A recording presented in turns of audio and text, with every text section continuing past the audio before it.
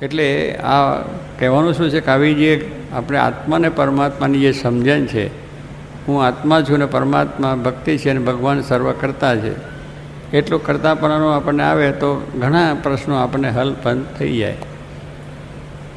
કારણ કે આ બધું મળવાનું છે, સંસારમાં બધું એવું જ મળવાનું છે. છોકરા પણ એવા જ આવશે, બૈરા પણ એવા જ આવશે, પણ હવે એની જોડે કામ લેવાની વસ્તુ છે. પણ દુઃખી થઈ ગઈએ છીએ આપણે, પણ તે ઘડે ભગવાનનો વિચાર કરીએ તો એક સુખનું કારણ તો એક જ છે. દુઃખની આખા દુઃખનો દરિયો છે, પણ એમાં મીઠી વેડી એક ભગવાનનો આશરો, એમાંથી આપણે મીઠાશ મળે. બાકી બધે અશાંતિ છે.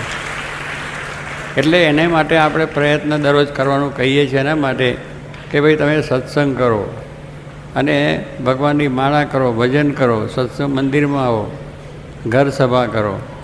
આ ઘર સભાનો પ્રશ્ન છે એ પણ એટલો જ અગત્યની વસ્તુ છે, પણ આપણને સમજાતું નથી. ઘર સભામાં બેઠા એમાં શું, ઘરમાં ઝઘડો તો થાય, પણ તમે નિરાંતે બેસો, સમજીને બેસો, એકબીજાનું સહન કરતા શીખો. એ આપણને સમજાય છે. જે આપણે 2 પ્રશ્નો જોયા કે છોકરાએ બહાર કાઢી મૂક્યા.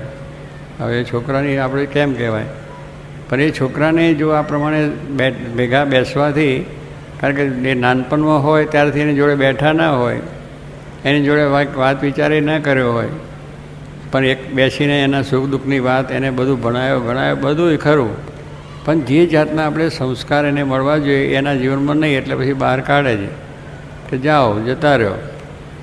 એક છોકરાને એની માએ કહ્યું કે ભાઈ બેટા તું આ શું મને કહી ગયું કે આ રીતે મેં તને કેટલો ઉછેર કર્યો છે, એક દહીંનો દરીને મહેનત કરીને તને ઉછેર કરીને ભણાવીને મોટો કર્યો. હવે મારી અવસ્થા થઈ છે, તારે મારી સેવા કરવી જોઈએ, આમને ત્યાં ફલાણું ઢીકનું, કેટલો મેં તારા પાછળ ખર્ચો કર્યો, બહુ તને આ ભણાવીને મોટો તું થઈ ગયો સાહેબ, અને અત્યારે તું મને આમ કહે છે. તારો છોકરો તો ભણેલો હતો, એટલે તરત જ વાત કરી કે ત્યાં મને જે ધવડાવીને જરા મહેનત કરીને મોટો કર્યો છે, તો તારા દૂધના પૈસા લઈ લે, ચાલ. તારા દૂધના જે ધવડાયો ત્યાં એ તારા પૈસા લઈ લે, પછી શું આપણે એકબીજાનો બદલો થઈ ગયો. હવે દૂધના પૈસાની વાત છે કે એ વખતે મારે પણ મારી માની સેવા કરવી જોઈએ કે મને એને એટલી મહેનતથી ઉછેરીને ધવડાવી કરાવીને નાના હતા ઝાડા પેશાબ કર્યા છે, અને એને એ પ્રમાણે તેટલું દુઃખ વેઠ્યું છે, એને કેટલી રીતે સારી રીતે ખવડાવ્યો છે, ભૂખ્યો છે તેની ખબર રાખી છે, અને મોટો કરીને આટલું બધું કામ કર્યું, અને ભણીને તૈયાર થઈને પછી ભાઈ જ્યારે આમ બરાબર થયા ત્યારે કે આવો મારે જરૂર નથી. માને આ જાતનો જવાબ મળી જાય. એટલે આ કેવા ક્લાસમાં, પણ જો પેલું ભેગા બેસીને પહેલેથી એને ફાંપ્યું હોય બરાબર તો છોકરાને એની મહત્વ રહે. પણ એ સંસ્કાર આપણે ભેગા બેસીએ, કથા કરીએ થાય. અને જો લગ્ન થઈને આવ્યા પછી પણ છોકરાઓ કેટલાક એ થઈ જાય, માની ખબર ના રાખે. પત્ની તરફનો પ્રેમ થાય, ભલે પત્ની તરફનો પ્રેમ રાખવાનું છે, આપણે કંઈ ના નથી કુટુંબિક ભાવનાઓની, પણ પછી માની જરૂર જ નથી. લો બૈરા આવે એ કહે ભાઈ તમારી મા મારા ઘરમાં ના જોઈએ, એટલે ભાઈ તું મારી માનું ઘર છે, તું તારી તમને આવ્યું છે, પણ એ એવી ભાવના જ આવે કે ભાઈ મારે એની જોઈએ નહીં. ગયડા ડોહા અમને ક્યાં ઓળખવામાં, પણ ડોહા તો આપણે થવાના છે, નથી થવાના, એવી એક ભાવના નથી કે ભાઈ આપણે વૃદ્ધ થવાના છે, આપણી દશા આવી થવાની છે. તો એ રીતનો જે વિચાર આવવો જોઈએ એ ક્યારે કે સત્સંગથી આપણને આવે.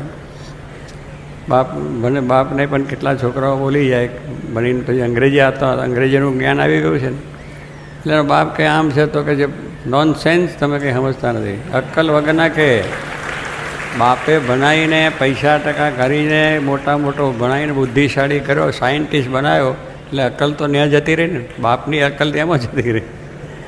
તો બે સામેથી આવું બોલે, એલા ભાઈ અક્કલ તો તને આવી ક્યાંથી, આ મૂળ તો કારણ હું છું, તારો જન્મ આપ્યો છે, મોટી બુદ્ધ ભણાવ્યો ગણાવ્યો, પણ એ અક્કલ પહેલાંને કંઈક તને અક્કલ નથી બાપને. એટલે આવી એક અત્યારની વાતાવરણ તકનીક છે આખું, એની અંદર આપણે બધા એટલું જ છે કે આ જે સત્સંગ છે અને કથા વાર્તાને ઘર સભા, એ સાંજે 5 કલાક અડધો કલાક પણ જો બેસે વાળું પાણી કરીને, આખો દિવસ તો કોઈને ટાઈમ ના હોય, હવના કામમાં હોય ને, બરાબર છે. અને આખા દિવસમાં આપણે જો ભજન છે, પાઠ છે, પૂજા છે, મંદિર જવું, એ બધું આપણું જે સવારનો નિયમ છે બધાએ કરવો.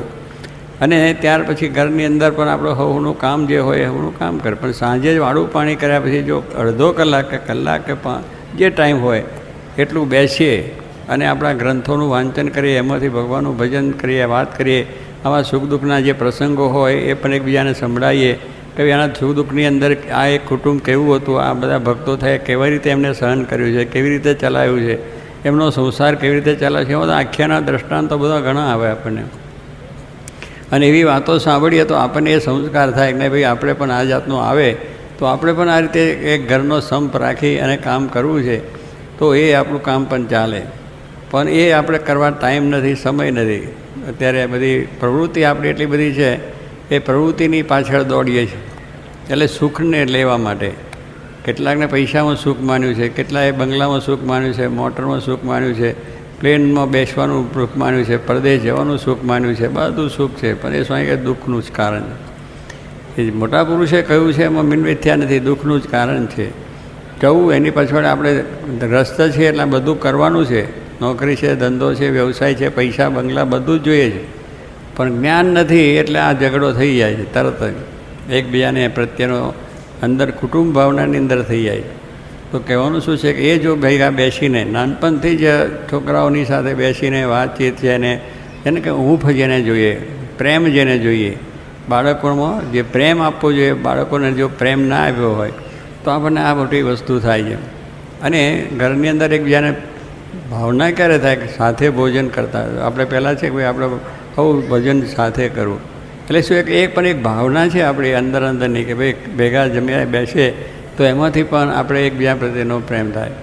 દરેક પછી કથા વાર્તા ભેગા બેસીને કરીએ તો થોડા થાય. એકબીજાના પ્રશ્નો હોય ને સમજવા પ્રયત્ન કરે, છોકરાના હોય, બૈરાના હોય કે કુટુંબના હોય કે કોઈના, તો એ બધા એકબીજા સમજતા થાય. એટલે આ બધાનું મૂળ કારણ છે કે આપણે કહ્યું ને કે ભગવાન, મૂળ ભગવાન છે એનો આશરો, એને આશરો ને એમને જે આપણને કહ્યું એમની કથા અને એમની વાર્તા એ આપણે બેસીને નિરાંતે જો કરીએ, દિવસમાં એક જ વખત છે બેસવાનું અને ત્યાર પછી સૂઈ જવાનું.